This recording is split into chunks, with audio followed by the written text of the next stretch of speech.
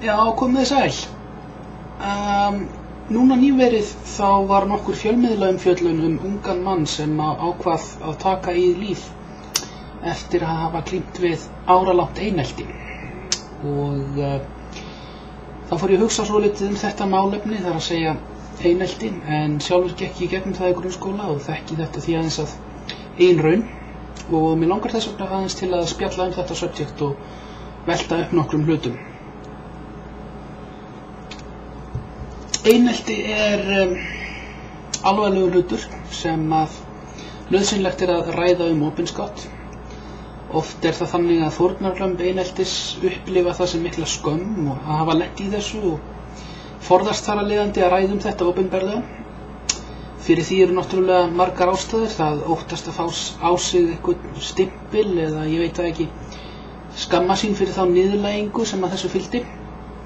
Hafa kannski lélega sjálfsmynd og finnst það bera ábyrgð á þessu að einhverju leyti sjálft. Eða bara vilja ekki láta aðra sjá sig sem eitthvað fórnarlamb og vilja helst bara gleyma þessu og move on. En aðrir hafa einfaldlega myndað svo þykka brynju utan sig og sínar tilfinningar, treysta ekki fólki, halda að ef einhver sér glitta í sínar mannlegu hliðar og sársauka þá það notað gegn þeim. Nú, svo það náttúrulega þeir sem að eins og ég eru svo heppnir að hafa getað sett þetta aftur fyrir sig, gleymt þessu að miklu leyti og vilja þá helst ekki rifja þetta upp aftur.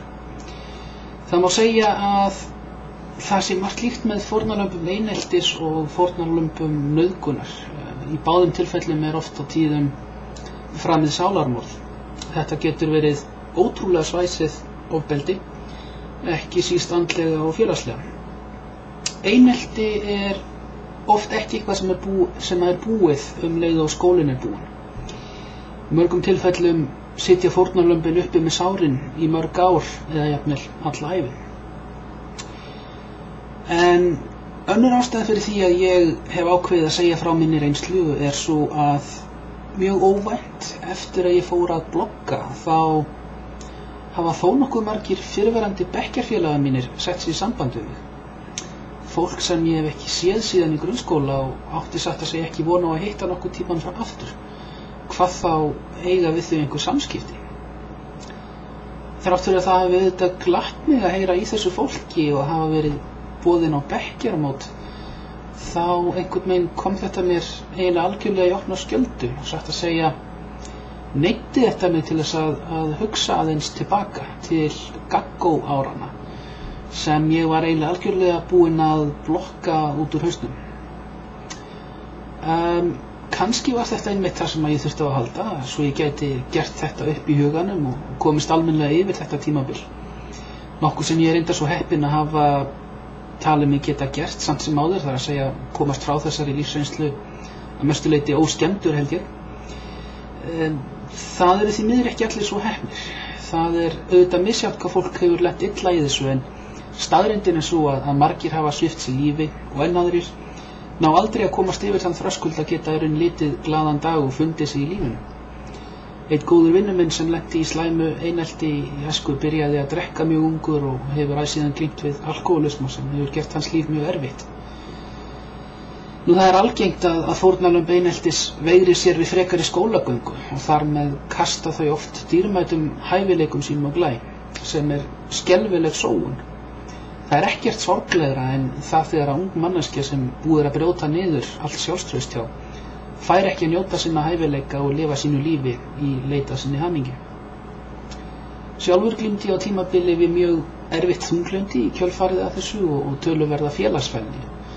Tja, ef við getum sagt að þetta hafi haft einhver varanleg áhrif á mig, þá það kannski það að það tók mér svolítið lengri tíma að ná svona ákveðnum félagslegum þroska, það er að segja læra að fúnkera í þjóðfélaginu. En af hverju var ég lagður í einelti? Ég veit ekki, ég var feitur, feiminn, nörd, saklaus, góður strákur, tók ekki þátt í braggarastrikum, ég var félagslega svolítið á eftir, var ekki að reyna að vera cool. Ég var ekki í klíkunni sem var að byrja að reykja og drekka og þykjast vera also grown up. Ég klæddist öðruvísi, mætti oft í skólan í joggingalla og gúmmístígvélum og sá ekkert athugavert við það, en ég var ekkert eltast við tísku eða þykjast vera töff. Ég var ekki í íþróttum, var í lúðrasveit for crying out loud og var alls ekki eltast við að ganga í augum á stelpunum einhverja hluta vegna. Jú, það svo sem ekkert skrítið með þetta í huga að ég hafi verið auðvelt skotmark, en það réttlæti samt ekki neitt, akkúrat ekki neitt. Þetta var á engan hátt mér að kenna. Ég var bara ég sjálfur og reyndi ekki að vera neitt annað, en ég fékk bara ekki að vera ég sjálfur í friði. Það sem ég sé kannski mest eftir og það sem ég held að hafi gert illt verra var að ég barðist aldrei á móti. Alveg sama hvað gekk á, þá sagði ég aldrei neitt tilbaka og sló aldrei tilbaka, heldur bara rétti fram hina kinnina.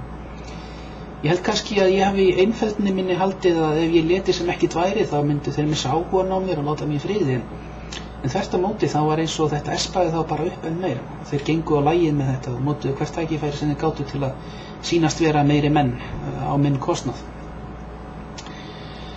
Nú, það svo sem óþarf að vera að tala nákvæmlega í hverju þetta einelti fólst. Við skulum bara segja að það hefði verið á öllum sviðum. Það var líkamlegt ofbeldi og hótanir líkamlegt ofbeldi. Nánast í hverjum frímínútum var ég annaðhvort tekin hálstaki, hrint eða snúið niður. Andlegt og félagslegt ofbeldi, fyrir utan hótanir ýmiss konar og algjöra útskúfun, þá var talað niður til manns, maður rakkaði niður og hvert einasta tækifæri nýtti þessa niðurlægi mann á einhvern hátt, hvort sem það var með einhverjum athugasemdum eða fólskulegri aðgerðum eins og að gyrða niður mann eða þegar fötunum mín var stolið eftir leikfimi tíma og mér var haldið föngnum allsbyrjum í klefanum og meðan strákarnir fóru og náði stelpurnar til að sýna mig. Þannig að ég held að ég sé ekki að ýkja neitt, þó ég haldi því fram að þetta hafi verið frekar gróft einelti. Nú, augljóslega þá kveið mann fyrir hverjum einasta skóladegi. Maður vissi ekki hvað næsti dagur bæri skauti sér, en maður gat verið þess fullviss að það yrði helvíti á jörð, no matter what. Ég gat ekki sagt nokkur í lifandi sálu frá þessu, ég skammaðist mín svo mikið fyrir þetta og þeir voru rauninni búnir að telja mér trúum að ég væri aumingi og ég vildi ekki segja foreldrum mínum frá þessu, ég vildi ekki valda þeim áhyggjum og vonbrigðum því mér fannst ég á einhvern hátt vera að bregðast þeim. Nú svo vissi ég líka, eða taldi mig vita, að ef ég segði frá þá þetta bara helmingi verra, þá þið allt vitlaust og ég sæti sjálfur í súpunni, það þið gjörsamlega gengið frá mér. En þegar að 9. bekkurinn var það bil hálfnaður þá bara gat ég ekki meir. Ég var farinn að gera mér upp alls kyns veikindi til að sleppa við að mæta í skóla. Mér var svo illt í bakinu að ég gat ekki farið í sund og leikfimi og einhvern veginn tókst mér meira að segja að fá vottor frá lækni upp á þetta.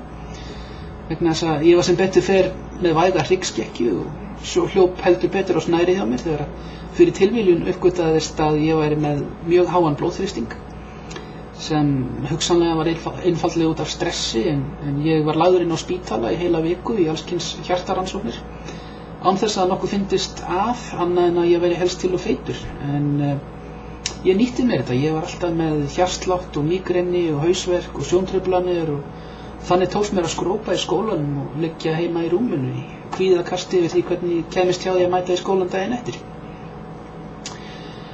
Á þessum tíma var ég augljóslega algjörlega við það að brotna saman. Ég hugsaði nánast daglega sjálfsmorð, 14 ára gamall. Ég sá enga framtíð, gat ekki talað við neinn. Þetta voru allt svo hræðileg leyndarmál. Mér fannst þetta allt vera sjálfum mér að kenna. Og til þess að bæta gráan og svart var ég uppgötvað það að ég væri hommi, eitthvað sem ég hafði lært í umhverfinu mínu að væri það lægsta af öllu og ég fyrirleit homma sjálfur eins og allir aðrir í þá daga og skulum bara segja að þær hugsanir hafi ekki gert lífið neitt auðveldara. Við tókst reyndar einu sinni að stela glasi að róandi lyfjum, Valium. Mætti satt að segja nokkur sinnum uppdópaður í skólan.